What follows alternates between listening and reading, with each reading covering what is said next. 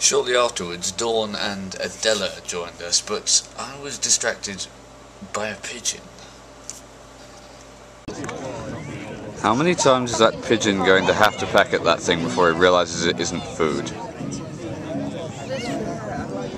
What is it, a breadcrumb or something? Interesting fact. If you break a crumb in half, you don't have two half crumbs, you have two crumbs.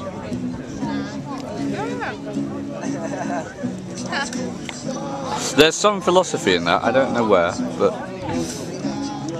it pleases me to think about such things. What happens when you just take them out to individual molecules of biscuit? Okay. Well, then you have to get into subatomic particles.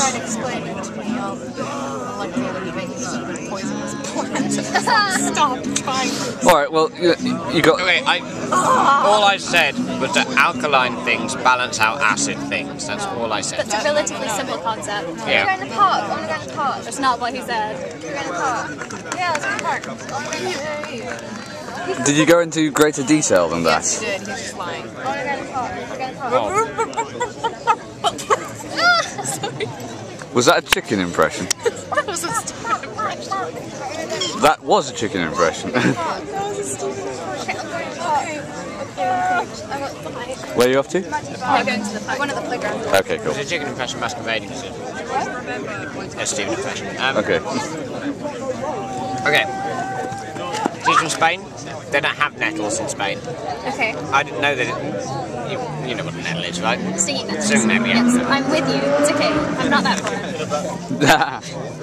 I'm not that foreign, damn it! It never occurred to me that anyone wouldn't know what a stinging nettle was until Adela showed me that she didn't know what a stinging nettle was. So we were walking past them, and I thought I might say, oh wait, don't touch the stinging nettles. Then I thought, that's really patronising. Obviously be careful of the stinging nettles. Everyone knows that.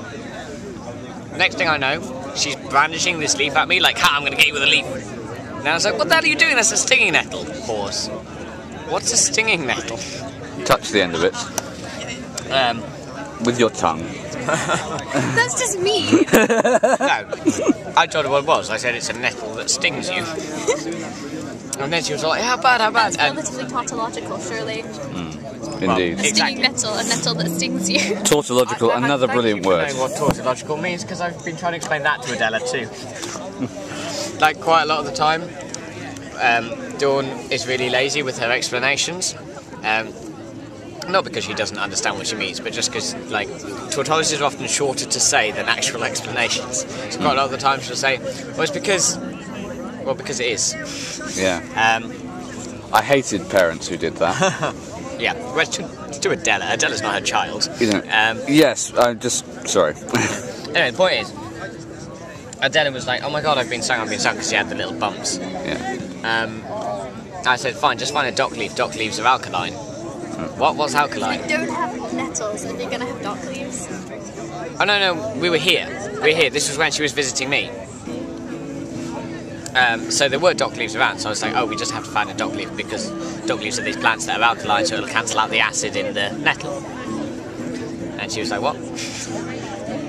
Then I explained like 3 more times. They always grow in congruence because of the amount of nitrates that they grow in, which is why they usually grow near graves. Really? I did not know They like that. decomposing bodies. Of any mammal, they're not picky. That's really interesting. I was It's always... incredibly morbid. Useful to know. But nerdishly morbid. Yeah. Thank you. I wonder if Meg's still into post-mortem photography. All I can say is there are some conversations that you can only have with certain people at YouTube gatherings. And they're just brilliant and precious for that. But it's a good play. No, like Hamlet. Macbeth! Yeah. It's actually a really funny play. It's absolutely hilarious. It's kind of disheartening to see this gathering get smaller and smaller. I know. It's the way that people are shrinking that's really, messing with my head. Yeah. It's like being a Lilliput. I tried to warn you about the acid tab I dropped into your thing earlier, but you wouldn't listen. Yeah, sorry about the muffin. Yeah. I meant to tell you they were special. So wait, hold on. He dropped a tab of acid into something, and you gave me something in the muffins. So I've got two different...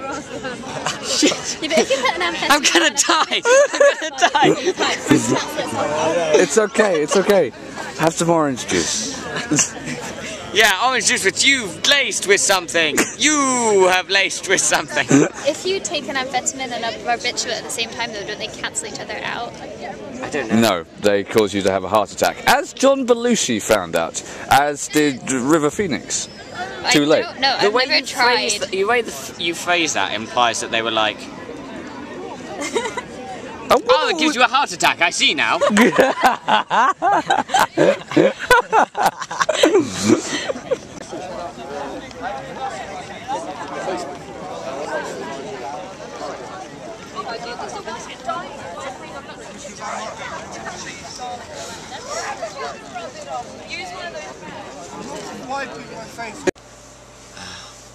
Then we had to make our way back to Paddington Station, from whence we would all be getting our respective trains home. But I discovered that the train I was getting on wasn't actually due to leave for about another hour, so we had a little while to kill while we were there, and we found a way to amuse ourselves.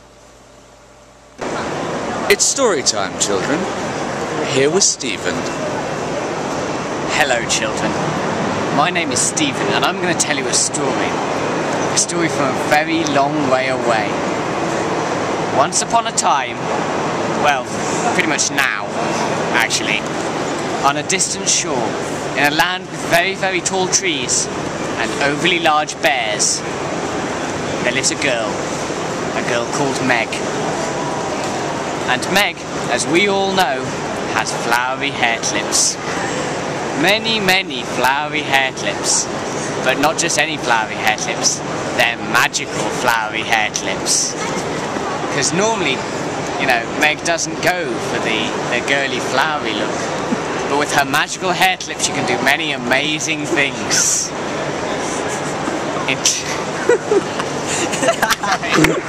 Corpsing. Sorry, I called. Good, don't you think? So, Stephen, what can Meg do with these magical hair clips?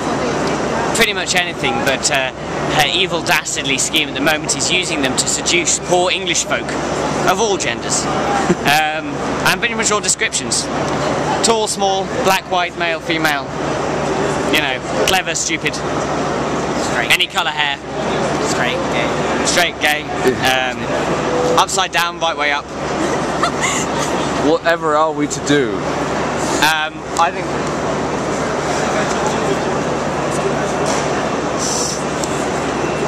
There's nothing we can do. We decided it would probably be a good idea to have a bite to eat before we actually got on the train. So that's what we did. I quizzed Lucy about her culinary choice. Now you're filming me eating the oyster So what does that actually taste like then? I'd love to say oysters, but I'm shellfish allergic, so I don't know what oysters taste like. Okay. They might taste like this. Ah, thank you. He went to look for you this. And then I had to get on the train. Bye! Sad times. Goodbye, Sam. Alright. I'm on a new train. Hello, Sam. We found the train. Up with the train. Up with the train. I've never done that. It's the best. Hello, Sam. Thanks guys, I really appreciate it. Look at those fellas, they've got a great party in the South Park. Those guys were fantastic. Really, really fantastic.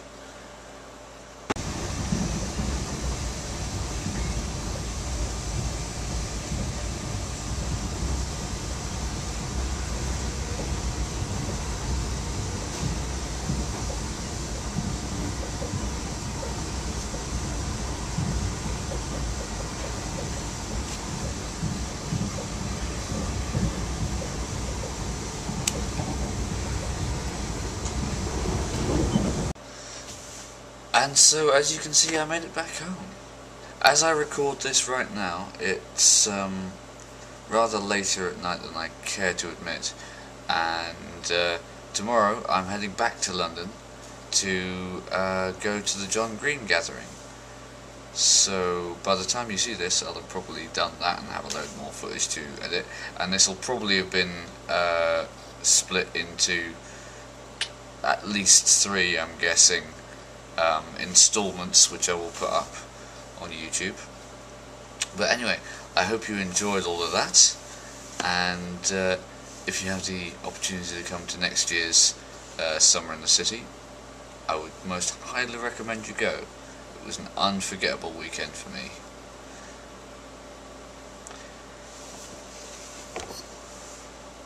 Thanks for watching, and the FTBA.